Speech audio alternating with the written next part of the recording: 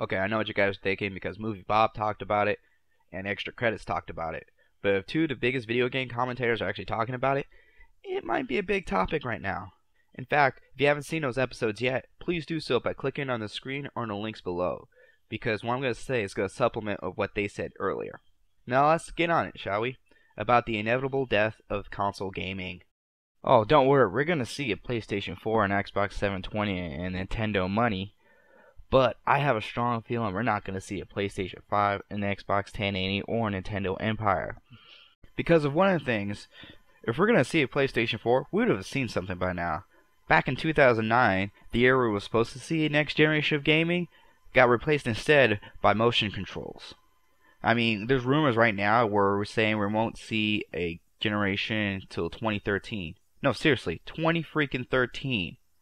The closest thing we got to a next generation was with the handhelds, with the Nintendo 3DS and the Sony NGP. Which, I gotta say something right there. Seriously, Sony? The NGP? Next generation portable? Come on, quit beating around the bush. We all know you gotta call it the PlayStation Portable because you're so wonderful at naming things. Another reason why console gaming is dying is graphics aren't cool anymore. If there's one thing Nintendo proved, is that graphics don't mean anything and gameplay reigns supreme. Now don't get me wrong, next generation is going to have better graphics because obviously better hardware, but that won't be the focus this time with the developers. This time developers are going to focus more on narrative and gameplay. Come back to me with graphics when they cross an uncanny valley. Now you might look at that and say, gee, a console generation lasting 10 plus years and developers focusing on gameplay instead of graphics might make the industry look like it's thriving, but that's if you look at the industry and only the industry. If you take a step back, you'll see that the video games are influenced by countless number of other factors that's intricately webbed together like a spider on crystal meth. And if you look at it closely, you'll see one of the hugest factors is almost gone. And now I'm talking about the television set. Ah, the TV, the pinnacle of home entertainment since the 50s. It brought you entertainment. It brought you the news. It taught you how to cook. Heck, it even taught you how to count. Now it has one of its darkest futures in its history. For example, why do I need to spend $30 a month for basic cable if I could pay $10 for Hulu Plus? If I ever wanted to have a marathon of my favorite TV show, I hit up Netflix. Sports? Right now, the major sports leagues have online options at really good prices. Movies? Netflix again. What about premium channels? Well, that's something not easily solvable. But I usually just wait till the show comes out on DVD and watch it on Netflix anyway. I can watch high quality television that costs $80 a month for about $20.